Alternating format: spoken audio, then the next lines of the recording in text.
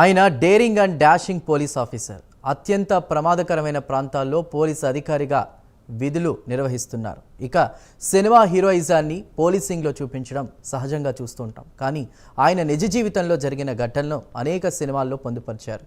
ఆయన పేరుతోనే సినిమా తీశారు. ఆయనే మాజీ అడిషనల్ ఎస్పీ పృథ్వీనారాయణ. సామాన్య కుటుంబంలో జన్మించిన పృథ్వీనారాయణ బాడీ బిల్డర్గా, పోలీస్ అధికారిగా, న్యాయవాదిగా పనిచేశారు. కాపు సామాజిక వర్గ అభ్యున్నతి కోసం జనసేనానికి అండగా రాజకీయవేత్తగా బహుముఖ ప్రజ్ఞాశాలిగాను సేవలందించిన పృథ్వీనారాయణ ఇటీవల అనారోగ్యంతో మరణించారు. ఆయన బయోగ్రఫీ ఇప్పుడు చూద్దాం.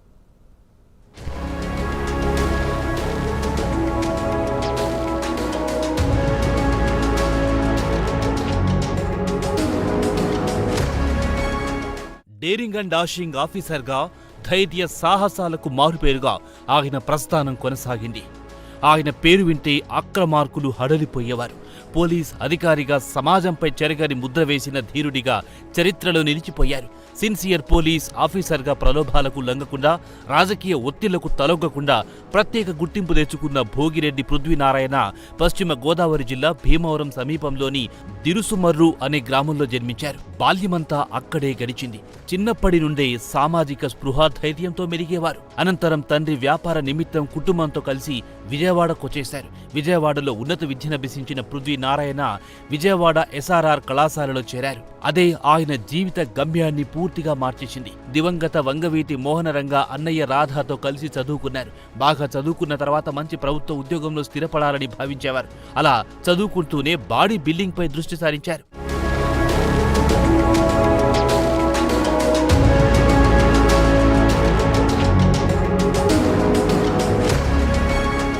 కాలేజ్ అయిపోయిన తర్వాత జిమ్కెళ్లి వర్కౌట్ చేసేవారు. ఆ రోజులోనే గంటల తరబడి వ్యాయామం చేసేవారు.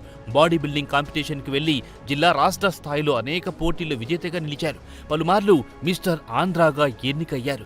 అదే సమయంలో రాధ ద్వారా రంగాతో మంచి పరిచయ సాన్నిహిత్యం ఏర్పడింది. అనేక మార్లు రంగాతో కలిసి తిరిగేవారు. ఓసారి ఆయన ఎంఏ చదువుతున్నప్పుడు వంగవీటి రంగాను పోలీస్ స్టేషన్కు తీసుకెళ్లడంతో అప్పటికే ఎంతో పేరుగల రంగాను స్టేషన్కు పిలిచారు. ఆ సమయంలో ఇంత పెద్ద పేరుగల వ్యక్తిని స్టేషన్ కు పిలిచారంటే పోలీస్ పవర్ఫుల్ కదా అని భావించిన పృథ్వీనారాయణ పోలీస్ అవ్వాలని నిర్ణయించుకున్నారు.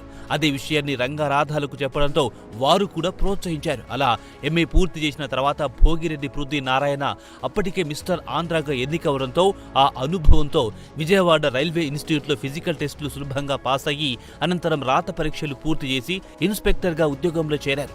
రంగా స్ఫూర్తితోనే పోలీస్ ఉద్యోగిగా చేరారని అనేక సందర్భాల్లో ఆయన చెప్పారు.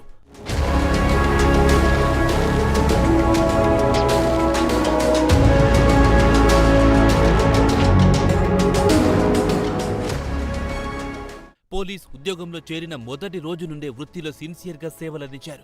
నరసరావుపేటలో ఎస్ఐగా ట్రైనింగ్ తీసుకున్న అనంతరం మొట్టమొదటగా గుంటూరు జిల్లా దాచేపల్లిలో ఎస్ఐగా బాధ్యతలు స్వీకరించారు. మొదటి రోజే చెరుకుపల్లి పిఎస్ను పేల్చిన నక్సలైట్ జయరాం కేసును మొదటిసారి డీల్ చేశారు. అనంతరం ఎమర్జెన్సీ సమయంలోనూ కారంపూడిలో పనిచేసేవారు. అక్కడ అనేక దొంగతనాల కేసులను ఛేదించారు. ఆ సమయంలో పల్నాడులో ఫ్యాక్షన్ హత్యలు తీవ్రంగా జరిగేవి. ఆ సమయంలో మనిషిని చంపి సాక్ష్యం లేకుండా ఉండేందుకు తలనెత్తుకెళ్లేవారు. అలాంటి వివాదాస్పద కేసులను డీల్ చేశారు. ఉద్యోగం చేస్తూనే బాడీ బిల్డింగ్ పై దృష్టి సారించేవారు. ప్రోటీన్ ఫుడ్, డైటింగ్ వంటివి లేకుండా, సరైన కోచ్ లేకుండానే సొంతంగా వ్యాయామాలు చేస్తూ సౌత్ ఇండియాలో బాడీ బిల్డింగ్ పోటీలో 4వ స్థానంలో నిలిచారు. కారంపూడి నుండి రేపల్లె వెళ్లారు. రేపల్లెలో సముద్ర తీరంలో జరుగుతున్న పలు నేరాలను కట్టడి చేశారు. ఆ సమయంలో రౌడీజం చేసే వ్యక్తులు ఎవరినైనా కొట్టి వెళ్లి పోలీసులకు చెప్పుకునే పరిస్థితి ఉండేది. పృథ్వీనారాయణ చార్జ్ తీసుకున్న తర్వాత పోలీసులకు ఫిర్యాదు అందితే తాట తీస్తారనిలా పనిచేశారు. అనేక మంది రౌడీ షీటర్లను చట్టపరంగా శిక్షించారు. 1977లో వచ్చిన తీవ్రమైన తుఫాన్లో పనిచేసి తన మానవత్వాన్ని చాటుకున్నారు. సుమారు 300 మంది పేదలకు కొన్ని రోజుల పాటు తన ఇంట్లో ఆశ్రయం ఇచ్చారు. అనంతరం తెనాలిలో పనిచేశారు. పోలీసులు నేరం జరిగిన ప్రాంతానికి టీమ్గా వెళ్లేవారు. కానీ పృథ్వీనారాయణ ఒక్కడే ఎక్కడికైనా వెళ్లి నిందితులను సులభంగా తీసుకొచ్చేవారు. బలమైన భారీ కాయంతో యూనిఫామ్లో ఆయన వస్తుంటే నేరస్తులు హడలిపోయేవారు. ఆయన గుద్దితే ఎద్దు తల పగిలిపోతుంది అనుకునేవారు.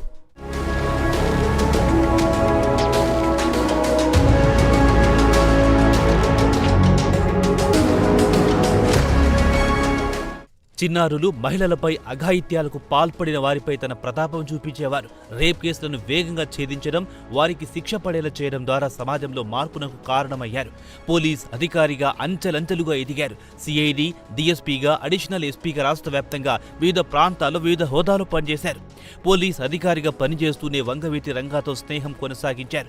రంగా ఎమ్మెల్యేగా ఉన్నప్పుడు ఆయన సహచర ఎమ్మెల్యేలందరితో పృథ్వీనారాయణ స్నేహితుడైనప్పటికీ నా కజిన్ బ్రదర్ అని చెప్పేవారు. కారంచెడులో జరిగిన కులం కొట్లాటలు వంటివి డీల్ చేశారు. గుంటూరు జిల్లాలో పనిచేసినప్పుడు మంత్రులు, ఎమ్మెల్యేలకు ఎదురెళ్లేవారు. అక్రమార్కుల కొమ్ము కాస్తే సహించేవారు కాదు. మంత్రుల ఒత్తిళ్లు, సిఫార్సులను పట్టించుకునేవాడు కాదు. పనిచేసిన ప్రతి ప్రాంతంలో ప్రజల పక్షాన ఉండడం వల్లే ఆయనను ఎంతో మంది అభిమానించేవారు. పోలీస్ అధికారిగా పనిచేస్తున్న సమయంలో ఆయన ఓ వివాదంలో చిక్కుకున్నప్పుడు సుమారు ఆయన కోసం 1,00,000 మంది గుంటూరు వచ్చి సంఘీభావం తెలిపారంట.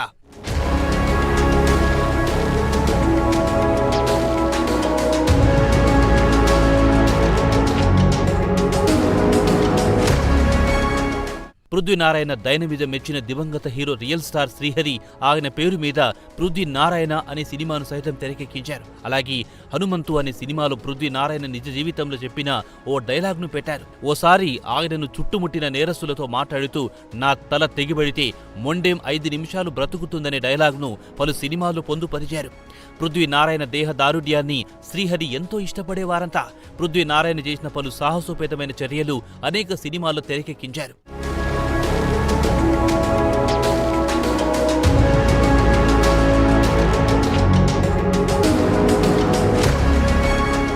వంగవీటి రంగాకు సన్నిహితంగా మెలగడంతో ఉద్యోగుల్లోనూ పలు ఇబ్బందులు ఎదుర్కొన్నారు. ఎమ్మెల్యేగా ఉన్న తన స్నేహితుడు రంగాను కలిసిన ప్రతిసారి పై అధికారులకు వివరణ ఇవ్వాల్సిందేనట.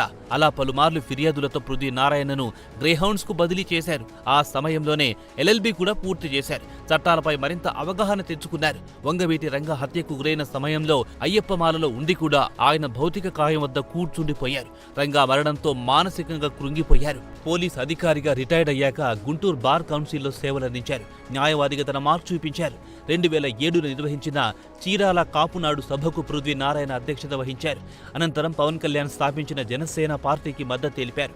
పవన్ కళ్యాణ్ ఆశయాలను, సిద్ధాంతాలను ప్రశంసించేవారు. జనసేన తరపున తన వాణి వినిపించారు. జనసేన అధినేతకు మద్దతుగా వివిధ సందర్భాలలో నిలిచిన పృథ్వీనారాయణ పవన్ కళ్యాణ్ ముఖ్యమంత్రి కావాలని ప్రైమ్ 9 డిబేట్లలో అనేక సార్లు తన అభిప్రాయం వ్యక్తం చేశారు.